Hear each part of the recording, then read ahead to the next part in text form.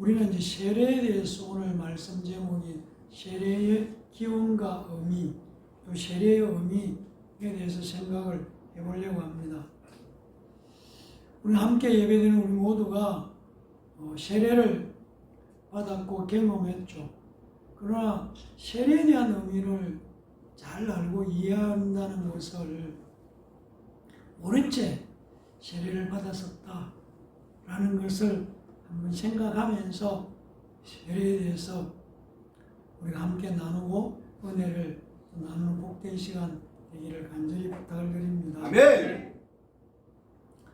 21세기를 살아가지만 20세기 초에 프랑스의 학자였던 아르놀드 반 게네프라는 사람은 이 사람이 처음으로 통과 의례라는 말을 사용을 했다는 것이죠. 이 게네프라는 사람이 수많은 사람들을 관찰해 보았더니 사람들에게는 반드시 거쳐야 할 중요한 고비들이 있다는 것이죠. 그게 무엇일까? 사람들은 누구나 이 땅에 태어나는 출생이라는 것이 있다는 것이죠. 태어나고 그리고 지나서 가정을 이루기 위해서 결혼이라는 것을 하게 되고 그리고 누구나 세월이 지나고 때가 되면은 죽음이라는 것을 맞이하더라는 것이죠. 그래서 이 태어나는 것, 결혼하는 것, 그리고 죽는 것, 인간은 이런 통과 의례를 거치게 되더라는 것이죠. 그런데 이 통과 의례에 공통된 속성이 있더라는 것입니다. 그게 뭘까? 과거의 와와의 단절. 과거와 단절이죠. 어린아이가 태어날 때에는 어머니 뱃속이라는 곳이 있었던 그 과거의 생활과 단절하는 것이 있는 것이죠. 그리고 결혼은 혼자 어머니와 같게 부모와 같이 했던 삶을 탈출하는 것이고 그것을 벗어나는 것도 또 과거의 생활과의 단절인 거죠. 죽음은 이 땅의 삶과 완전히 결별하는 것이 죽음이니까 역시 과거와 단절한다는 것이죠.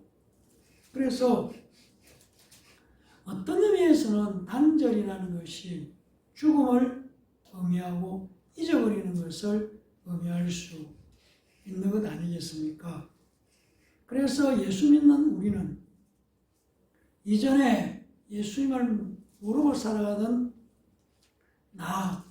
그 나이가 죽지 않으면은 정말 진짜 예수 믿는 사람, 크리스찬이 되는 것이 쉽지 않다는 것이죠.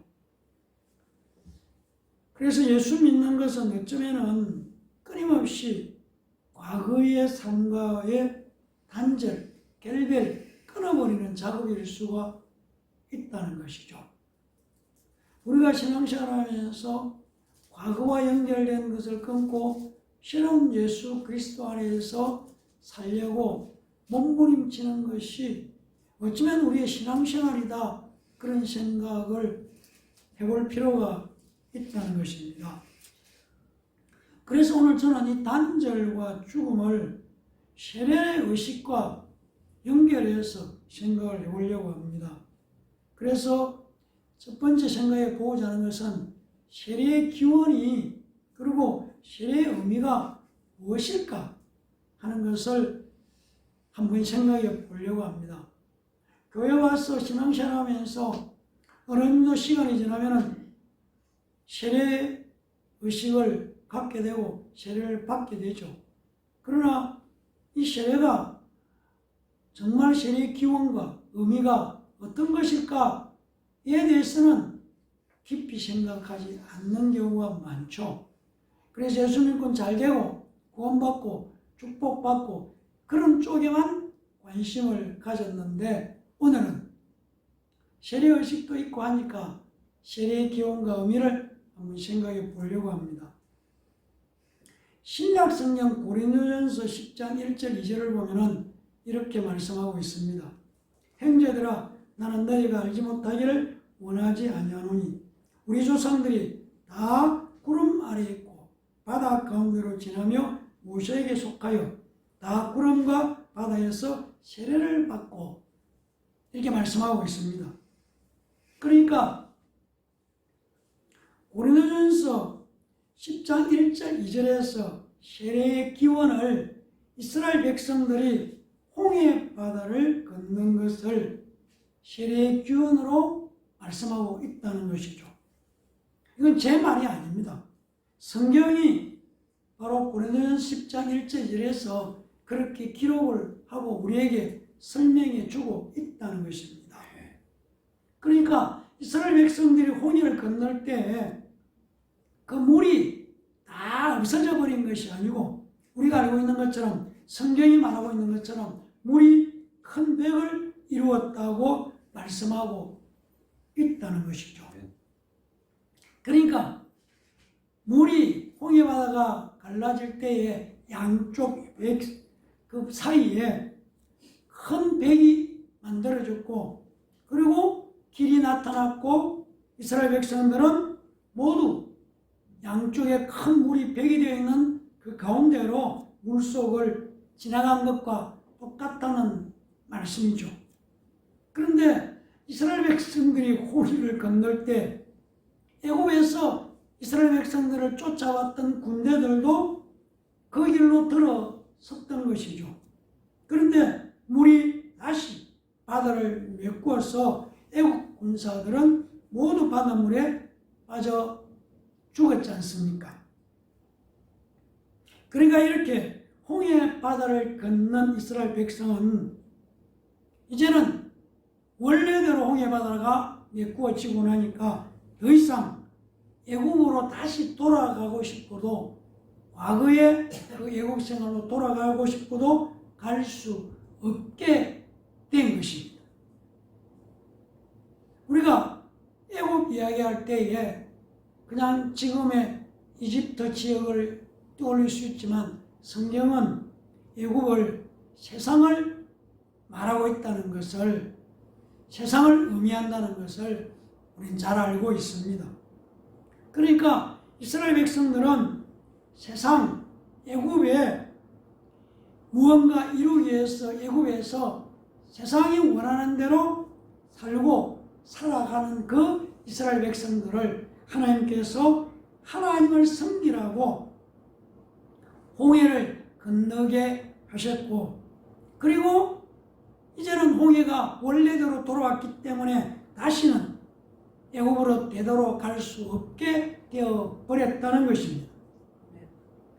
그러니까 과거에 홍해를 건너기 전에 자신들이 누리고 있었던 애굽의 문명이나 애굽의 생활이나 애굽의 모든 삶은 홍해를 건너므로 말미암아 그 모든 삶과 그 문명이 바로 결별하고 그렇게 관계되었던 과거의 인연을 끊어버린 것이 바로 물이 큰 벽을 이루었던 홍해를 건넌 사건의 의미가 되는 것이죠.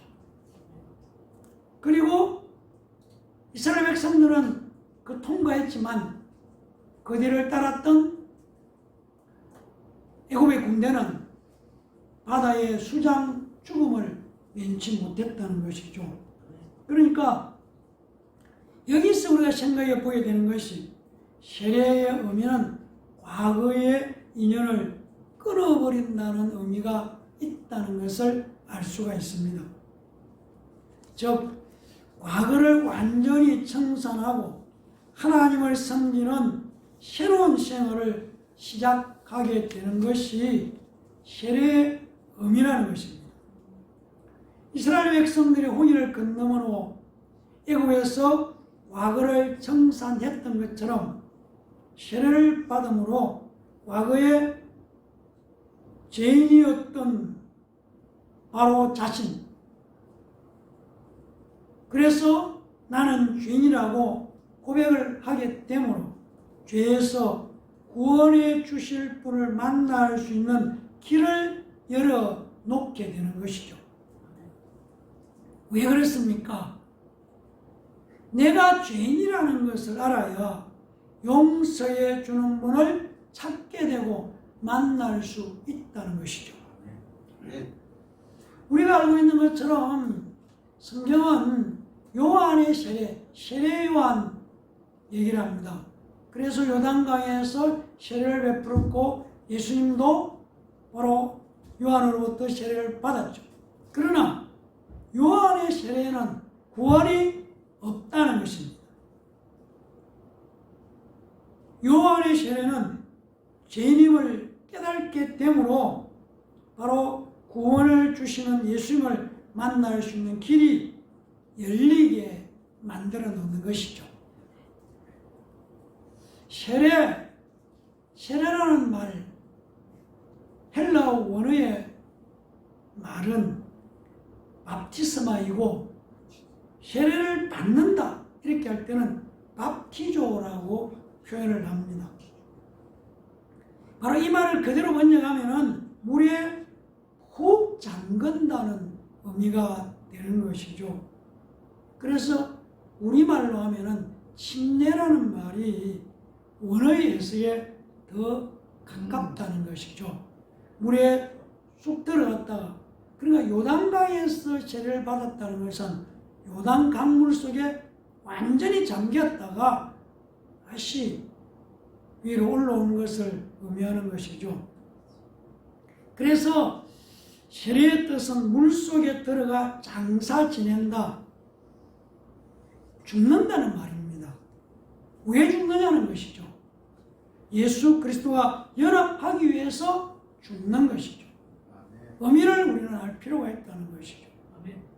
우리가 교회 생활을 하면서 세례에 대해서 수없이 경험하고 구경하다 보니까 세례가 얼마나 중요한가는 것을 그냥 통과 의례처럼, 통과 의례가 중요한 것이죠, 사실은. 그러나 제가 서두에 말씀드렸던 것처럼 사람이 태어나는 것이 얼마나 중요한가를 별로 생각하지 않아요. 너도 태어나고 나도 태어나니까. 결혼할 때 혼자 살다 결혼이라는 것으로 바뀌어지는 것에도 이게 얼마나 중요한 것인가를, 죽음이라는 것이 얼마나 중요한 것인가를, 왜? 너도 죽고 나도 죽으니까. 그렇게 생각을 하는 것이죠. 세례도 너도 받고 나도 받으니까. 그리고 우리의 마음에 나 몇십 년 예수 믿었는데 새삼스럽게 세례 그 따위 얘기해, 이런 다시를 가질 수가 있다는 것이죠. 이것을 정말로 세례의 의미를 알고 있냐?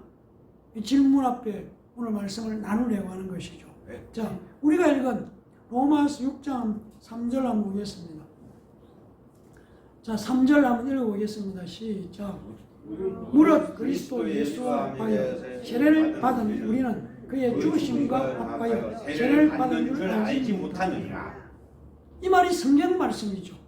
제 말이 아니죠. 하나님의 말씀이죠. 그래서 입으로 다시 4절도 한번 읽어보겠습니다. 시작. 또록또록.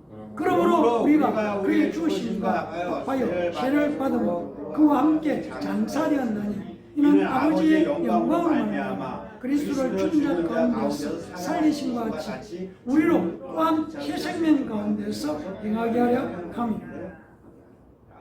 자, 5절 말씀도 큰 소리로 한번 읽어보겠습니다. 만일 우리가 그의 죽으심과 같은 모양으로 연합한 자가 되었으면 또한 그의 부활과 같은 모양으로 연합한 자도 되리라. 6절 우리가 알거니와 우리의 옛사람이 예수와 함께 십자가에 못 박힌 것은 죄의 몸이 죽어 다시는 우리가 죄에게 종노하지 아니하려 함이니. 7절 이런 죽은 자가 죄에서 벗어나 의롭다 하심을 얻음이라. 이게 우리가 읽은 로마서 6장 3절에서 7절 말씀입니다. 무엇을 말하고 있습니까? 세례를 받은 자는 예수와 합하여는 예수에 합받다 이렇게 말씀합니다. 이 말씀은 예수 그리스도께 속한 사람이 되었다. 헬라 말로는 에이스, 안으로 속으로 이런 뜻을 갖고 있는 거죠. 예수님께 속했다는 얘기입니다. 그런데 요한일서 3장 8절을 보면 이런 말씀이 나옵니다. 죄를 짓는 자는 마귀에게 속하나니 마귀는 처음부터 범죄합니다. 죄를 짓는 자는 마귀에게 속한 것이고 세례를 받은 것은 예수 그리스도께 속한 것이 된다는 말씀입니다. 네.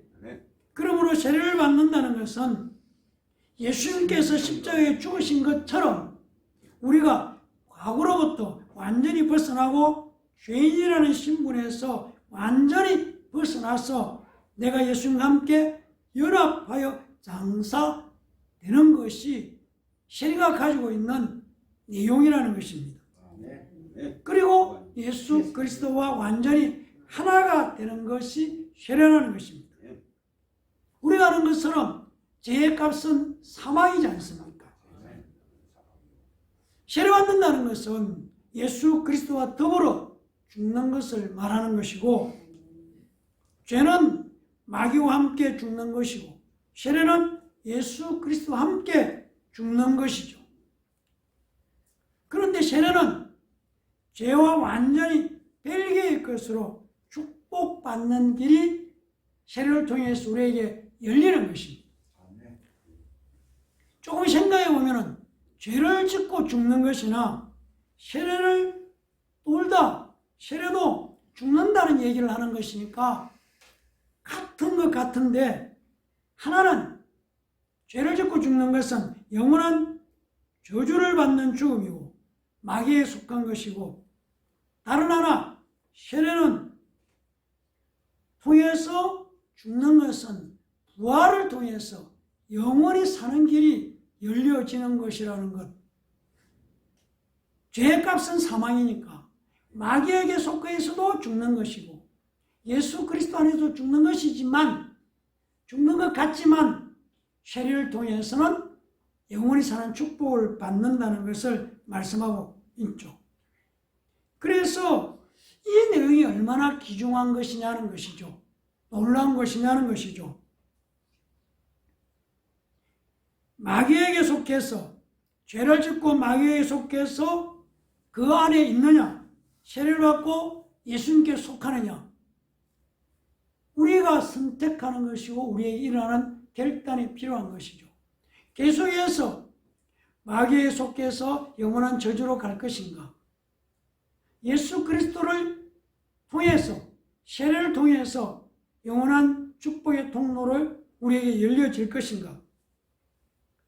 그래서 우리는 예수님께서 동정녀 마리아에게 태어나셨고, 그리고 죄가 없으신 분이시지만 바로 내 죄 때문에 십자가에 달려 죽으셨고 내 죄를 해결해 주셨다고 믿는 것이죠. 그리고 나를, 저와 여러분을 영원히 살게 해주시는 나의 구세주라고 우리가 고백하고 신하는 것이 우리의 신앙의 고백이라는 것이죠. 아멘. 그래서 세례는 바로 우리가 마음으로 믿고 또 마음속에 담고 있는 이 고백을 공개적으로 선언하는 것이 바로 세례라는 것이죠. 나는 나의 주임 되시는 예수 그리스도와 더불어 내 과거를 장사 지내고 나는 나의 주임 되시는 예수님과 연합합니다. 이것이 세례 속에 이루어지는 우리의 믿음의 고백이라는 것이죠. 그리고 나는 예수 그리스도와 분리될 수 없는 존재라고 선언하는 것입니다. 그래서 세례는 많은 사람들 앞에서 공식적으로, 공개적으로 선언한 최고의 신앙의 고백이기 때문에 우리에게는 매우 중요한 것이죠. 내가 믿는 이 믿음을 사람들 앞에서 공식적으로 고백하는 것이 세례 의식이라는 것이죠.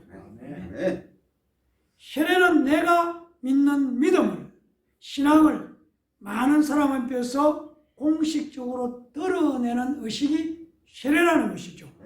그래서 매우 귀중한 것이 세례라는 것입니다. 바로 예수 그리스도께서 바로 내 죄 때문에 죽으셨다는 것, 그리고 나는 예수님과 연합하여 예수님과 더불어 살겠다고 고백하는 것이기 때문에 세례가 아주 중요한 것이라는 것이죠. 아멘.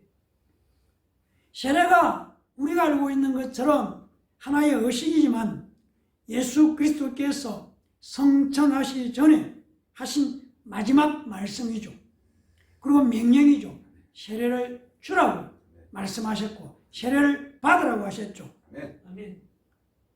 사람들의 머리에, 세례받는 자의 머리에 아버지와 아들과 성령의 이름으로 물을 뿌리는 것이 사람들의 눈에는 시시해 보이고 약해 보이고 유치해 보이고 그렇게 보여질지라도 하나님만은 세례를 중요하게 보고 계신다는 것이죠.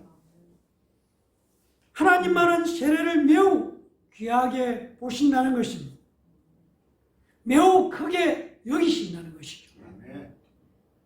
여러분 세례를 받고 세례를 보는 의식을 진행하면서 하나님께서 이것을 얼마나 중요하게 보고 계시는가 하는 것에 대해서 깊이 생각해 보신 적이 있으시냐는 거죠. 그냥 뭐 그런가 보다 이랬었다는 것이죠. 예수 이름으로 세례를 받는 것은 예수 그리스도의 십자가의 죽음, 고난당하심과 연결시켜 주시기 때문에 세례가 매우 중요한 것입니다. 세례의 이식이 구원의 조건은 아니라는 것을 우리는 알고 있습니다. 그러나 하나님이 정말 기뻐하시는 자가 되기 위해서는 예수님께서 명령하신 의식에 순종해야 하는 것이죠. 예수님도 친히 세례 요한에게 세례를 받으셨죠. 그리고 세례를 주라고 말씀하셨고, 다르게 말하면 세례가 전쟁할 때 싸워서 이기는 전투 방식은 아니지만 운동 경기처럼 경기 방식일 수는 있다는 것입니다.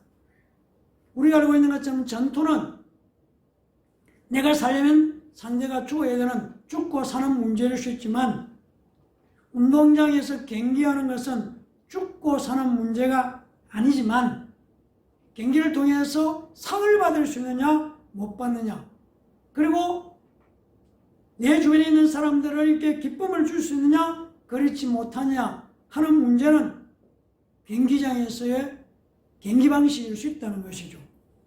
그래서 우리가 하나님을 사랑한다면 하나님의 명령을 순종하고 따르는 것이 당연하지 않겠느냐는 것이죠. 사랑하는 성도 여러분, 우리는 예수 믿고 난 다음에 상에 대한 소망이 있어야 하는 것이죠. 하나님께서 주시는 축복에 대한 소망도 우리는 가지고 신앙생활을 해야 하는 것입니다. 그냥 겨우겨우 구원받는, 아슬아슬하게 그냥 구원받는 것으로 만족해서는 안 된다는 것이죠. 예수 믿고 난 다음에 상 받기를 원해야 하는 것이죠. 상 받기를 원하는 성도라면 하나님의 명령에 순종하게 되어 있는 것이죠. 공개적으로 내 자신의 믿음을 선포함으로 하나님이 기뻐하신 일에 자신을 맡겨드리는 것이 세례의 의미라는 것입니다.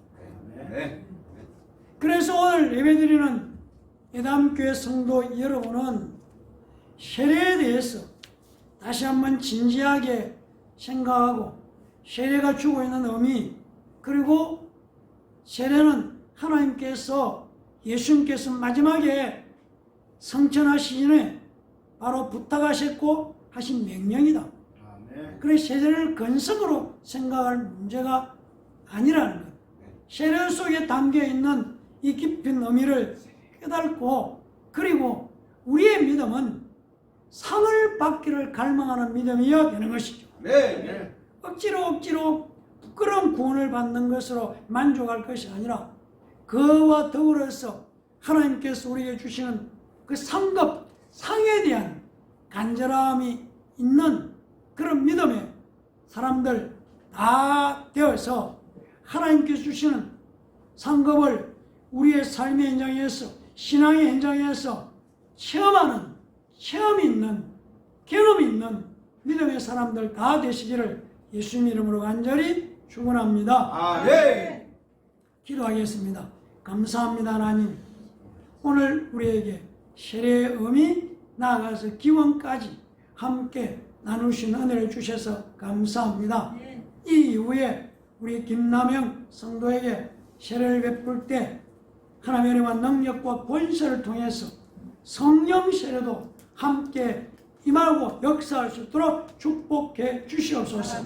감사드리며 예수님 이름으로 간절히 기도합니다. 아멘.